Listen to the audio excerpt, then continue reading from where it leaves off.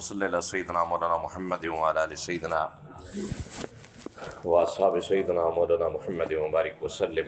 استغفر اللہ رب من کل ذنب واتوب الیہ. استغفر اللہ رب من کل ذنب واتوب الیہ. الحمدللہ رب العالمین والصلاة والسلام علی اشرف الانبیاء والمرسلین وعلی آلہ واصحابہ اجمعین. اما بعد، اعوذ باللہ من الشیطان الرجیم. قل للمؤمنین یغضوا من ابصارهم ویحفظوا فروجهم ذلک ازکی لهم ان اللہ خبیر بما یصنعون.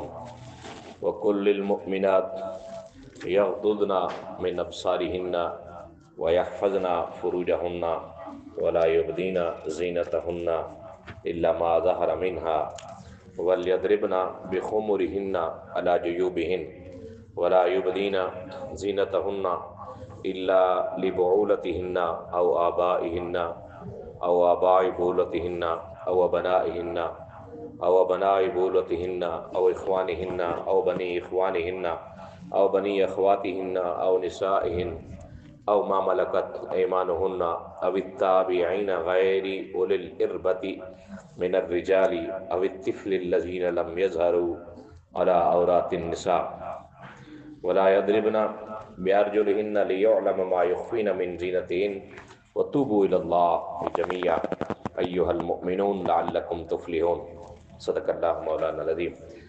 پردے کے احکام، یہ صورت نور ہے.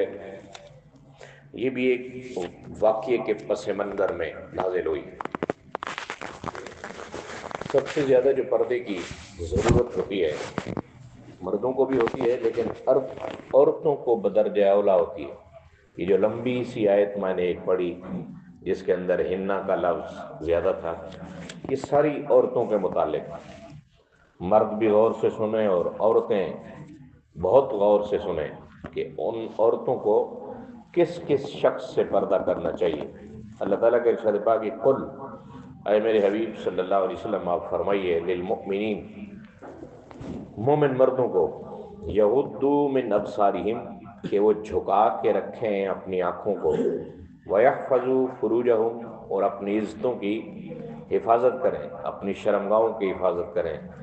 ذالک ازکی لہم، یہ ان کے لیے بہت پاکیزگی والی بات ہے. اگر وہ آنکھیں نیچی رکھیں گے، اپنی شرمگاہوں کی حفاظت کریں گے، تو ان کا تزکیہ نفس ہوگا، اندر کا انسان بڑا خوبصورت ہوگا. پھر آگے فرمایا ان اللہ خبیر بما یصنعون، باقی اللہ تعالیٰ باخبر ہے جو کچھ وہ کر رہے ہیں. جو پردے کے احکام تھے اس لیے بھی ضروری تھے کہ عرب کے اندر عورت کو ایک عام سی چیز سمجھا جاتا تھا. آپ اس سے اندازہ یہ لگا سکتے ہیں کہ جو بڑے بڑے سردار ہوتے تھے وہ عورتوں کو لونڈیاں بناتے تھے، پھر وہ عورت بطور گفٹ کسی کو دے دیتے، اور عورت کی کوئی عزت، کوئی ویلیو نہیں تھی. حضور نبی کریم صلی اللہ علیہ وسلم آئے، عورتوں کو عزت ملی، پھر بچیوں کو عزت ملی، پھر ماؤں کو عزت ملی. آج کی دنیا میں بھی دیکھ لیں، عورت کو ایک ہوا دی جاتی ہے کہ آپ آزاد نہیں ہو، آپ کی آزادی کے لیے سب کچھ کیا جا رہا ہے. اسی آزادی کے نام کے اوپر صابن کے اشتہار میں عورت لٹکی ہوتی ہے اوپر، تو سائن بورڈ کی زینت بنتی. میچ میں چھکا چوکا مرد مارتے ہیں اور آگے وہ چیزیں ہلانے والی عورتیں ہوتی ہیں. پوری بس کے اندر مرد بیٹھے ہوتے ہیں، ان کو ریفریشمنٹ کرنے والی بیچاری عورت ہوتی ہے. پورا جہاز بھرا ہوتا ہے، سوائے دو پائلٹوں کے یا ایک دو کوئی سیکورٹی افیسر ساتھ ہوگا، باقی ساری عورتیں ہوتی ہیں. اور یہ عورت کو یہ کہا گیا کہ آپ کو ہم آزادی دے رہے ہیں. حالانکہ دنیا کے جو بڑے ہوس پرست عیاش ترین لوگ ہیں، اسی بہانے کے اوپر عورت کو عورت نہیں رہنے دیا. کہ جو عورت کا معنی ہے نا، ایسی چھپی ہوئی شے جس کو دوربین سے بھی نہ دیکھا جا سکے، اس کو عورت کہتے ہیں. ستر عورت کے مسئلے بھی آئیں گے، جیسے ستر عورت ہوتی ہے مرد کی اور عورت کی. تو عورت تو ساری کی ساری عورت ہے. اور پھر اسی عورت کو آپ نے دیکھا ہوگا تعلیمی اداروں کے اندر، کالج میں، یونیورسٹیوں میں جب موسم بہار آتا ہے یا ثقافتی ہمارے پروگرام ہوتے ہیں، وہی عورت جو اپنے محلے میں اپنے رشتہ داروں میں بچی پردہ کرتی ہے وہاں ناچ رہی ہوتی ہے، اور اس کے ظلم بالائے ظلم یہ کہ کبھی کبھار اس کے پیرنٹس بھی موجود ہوتے ہیں، دیکھ رہے ہوتے ہیں۔ عورت کو تو سرکار دو عالم صلی اللہ علیہ وسلم نے بہت تحفظ دیا، عورت کو تو ماں بننے کا شرف حاصل ہوا، عورت کو تو بیٹی بننے کا شرف۔ سرکار فرماتے ہیں کہ جس شخص نے 2 بیٹیاں اللہ تعالیٰ نے اس کو دی اور اس نے ان 2 بیٹیوں کی اچھی طرح پرورش کی اور ان کو بر وقت ان کا نکاح کر دیا، قیامت کے دن وہ یوں ہوگا میرے ساتھ، جیسے یہ 2 انگلیاں ہیں، 2 انگلیاں جیسے ملی ہوئی ہیں، وہ شخص بھی میرے ساتھ جنت کے اندر ایسے جائے گا۔ ایک یہ نظام تھا کہ عورت کی اتنی عزت اور ایک ویلیو تھی، اور ایک یہ نظام ہے کہ عورت کو سائن بورڈ کی زینت بنا دیا گیا۔ عورت کو بڑے بڑے ہوٹلوں میں جائیں، آپ ہوٹلنگ کرتے ہیں دیکھتے ہیں آگے گیٹ بھی عورت کھولتی ہے، آگے آپ کو کھانا سرو بھی عورت کر رہی ہوتی ہے، حالانکہ مرد بیٹھے ہوتے ہیں سارے۔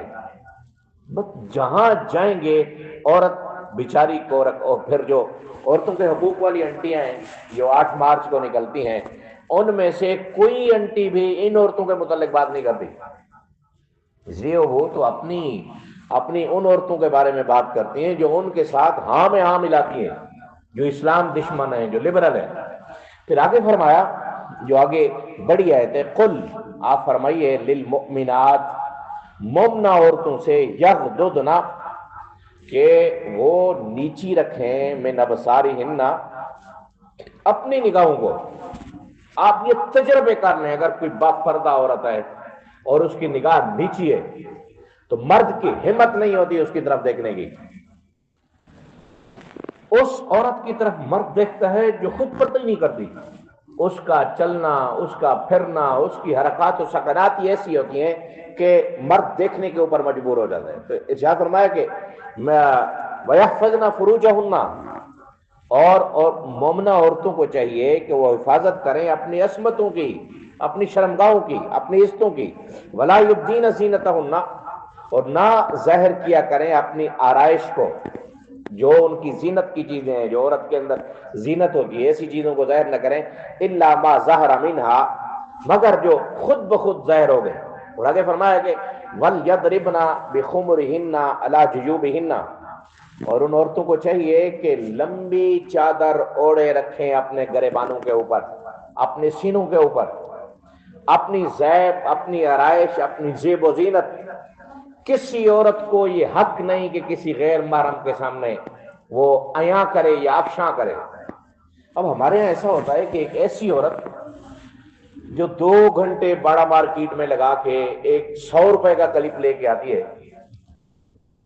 وہ چھپانے کے لیے لائے گی کلپ، یا وہ جو جوڑا یا پونی عورتیں اوپر باندھتی ہیں، وہ 1 گھنٹہ لگا کے پونی عورت لے کے آتی ہے، وہ چھپانے کے لیے لاتی ہے؟ یا ایک عورت جو 10,000 20,000 3,000 4,000 دے کے میک اپ کراتی ہے یا بال سنوارتی ہے، وہ چھپانے کے لیے کرتی ہے؟ اچھا، جہاں عورت کو یہ کہا گیا کہ اس مرد کے ساتھ میٹھے انداز میں گفتگو کرنی ہے، حضرت عالم صلی اللہ علیہ وسلم کا ارشاد پاک ہے، مرد جب گھر میں آئے تو عورتیں پلکیں بچھا دیں اس کے آگے اور میٹھے انداز میں اس کے ساتھ گفتگو کریں۔ ہمارے ہاں عورتیں میاں کے ساتھ ایسی بات کرتی ہیں جیسے بارڈر کا فوجی آ گیا ہو، اور رکشے والے کے ساتھ اور کسی کے ساتھ، مطلب کوئی تربیت ہی نہیں نا۔ نہ ہم اس میں عورتوں بیچاریوں کو کوئی قصور نہیں، اس میں ہم مردوں کا قصور ہے، ہم نے ان کو سکھایا نہیں، ہم نے ان کو اسلامی آداب جو اسلام کہتا ہے وہ تو سکھا ہی نہیں سکے۔ ہم تو کلمے نہیں سن سکے اپنی عورتوں سے، ہم تو نماز نہیں سن سکے، ہم تو اللہ اور اللہ کے رسول کا تعارف نہیں سکھا سکے اپنی عورتوں کو۔ اور اس کے بعد فرمایا وَلَا يُبْدِينَ زِينَتَهُنَّ إِلَّا لِبُعُولَتِهِنَّ، نہ ظاہر کریں اپنی آرائش کو مگر اپنے شوہروں کے لیے۔ عورت کو یہ حق ہے کہ اپنے شوہر کے لیے بن سنور کے رہے، بن سنور کے اپنے صرف شوہر کے لیے، اس کے علاوہ نہیں۔ عورتیں باہر ادھر ادھر جاتی ہیں، بن سنور کے جائیں گی اپنے شوہر کے لیے، تو وہی بالکل پرانا نظام جیسے چلا آ رہا ہے، نہ منہ نہ کچھ، ویسے بالکل شادی شدی۔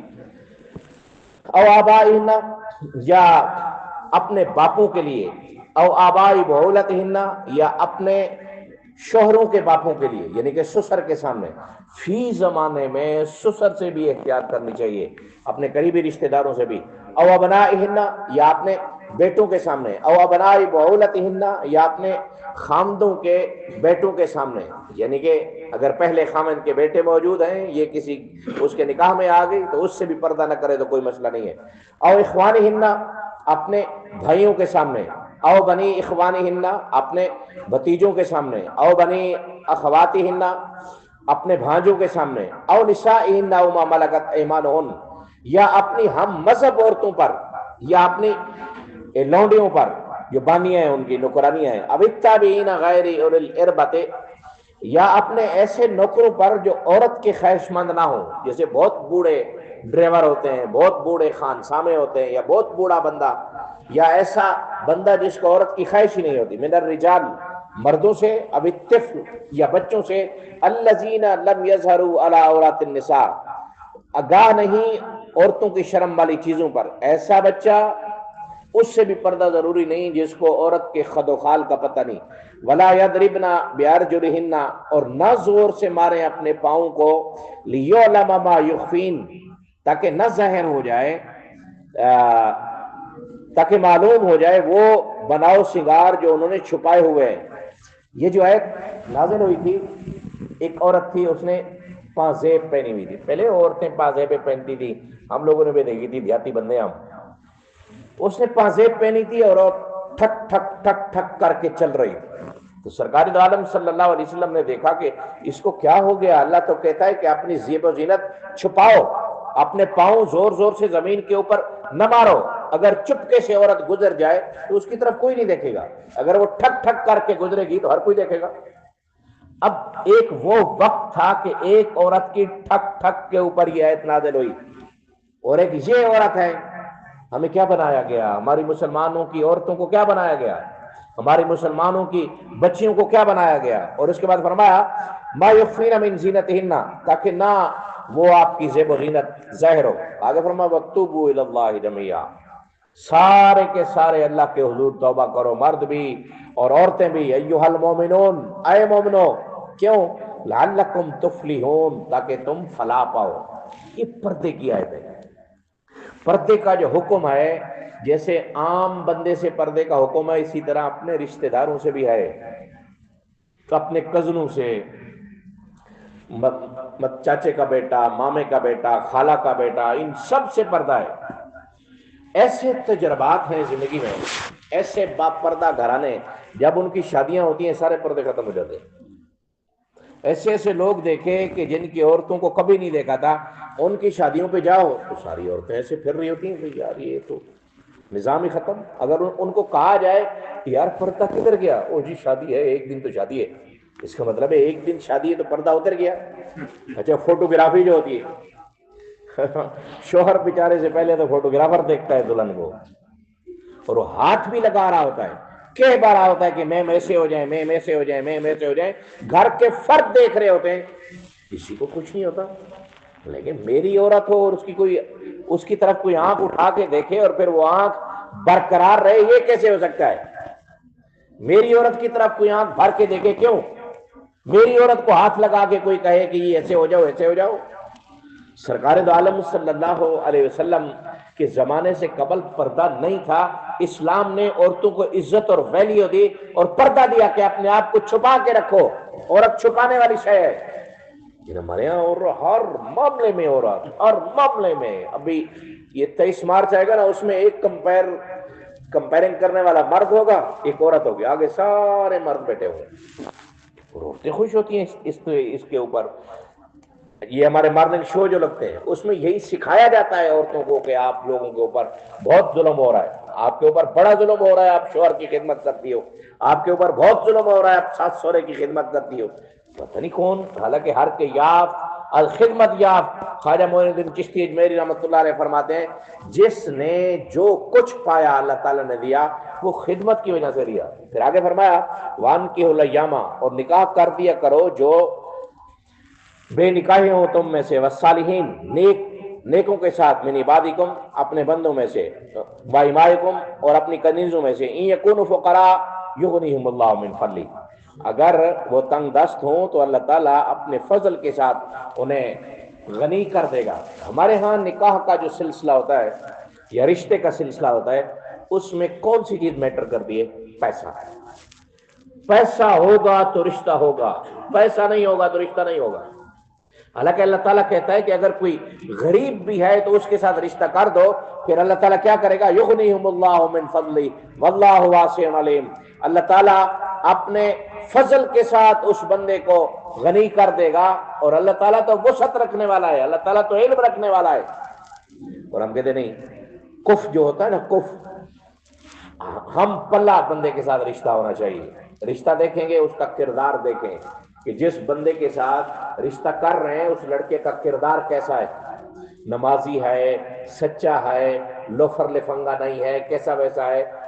اب جو اس طرح کی طبیعت کا بندہ ہو، وہ مسیح توڑ ہو، وہ نمازیں بھی پڑھتا ہو، نیچی نگاہیں کر کے چلتا ہو، اس بیچارے کو محلے میں رشتہ نہیں ملتا، وہ یہ تو صحیح ہے، یہ تو سادہ ہے بیچارہ۔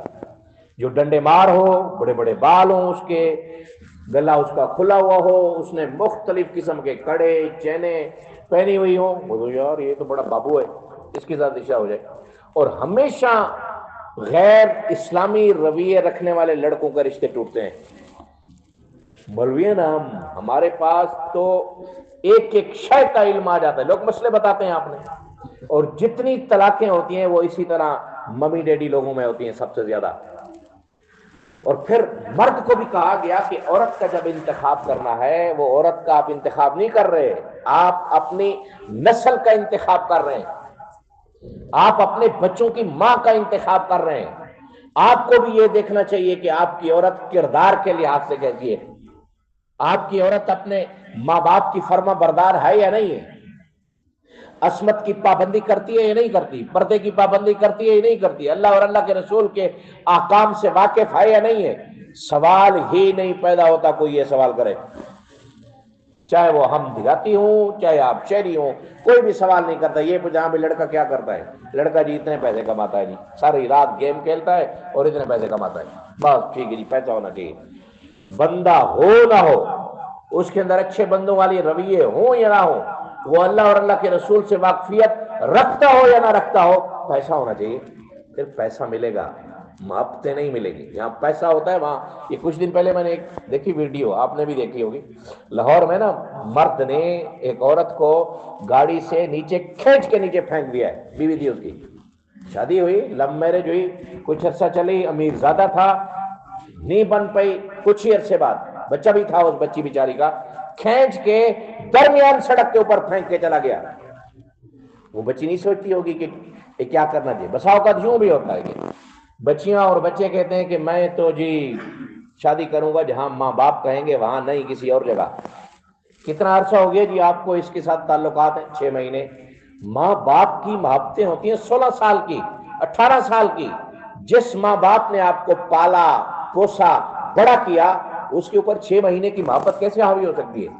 آپ سوچتے ہیں، آپ یہ سوچیں کہ جو آپ کے لیے باپ سوچ سکتا ہے وہ کوئی غیر بندہ نہیں سوچ سکتا، جو آپ کے لیے ماں سوچ سکتی ہے کوئی غیر نہیں سوچ سکتا، جو آپ کے لیے بھائی سوچ سکتا ہے کوئی غیر نہیں سوچ سکتا۔ اللہ تعالیٰ ہم سب کو، ہماری عورتوں کو، ہماری بچیوں کو آخر عالم صلی اللہ علیہ وسلم کے بتائے ہوئے طریقے کے مطابق اپنی زندگی بسر کرنے کی توفیق عطا فرمائے، آمین۔ الحمدللہ رب العالمین، الحمدللہ رب العالمین، والصلاة والسلام علی اشرف الانبیاء والمرسلین وعلی آلہ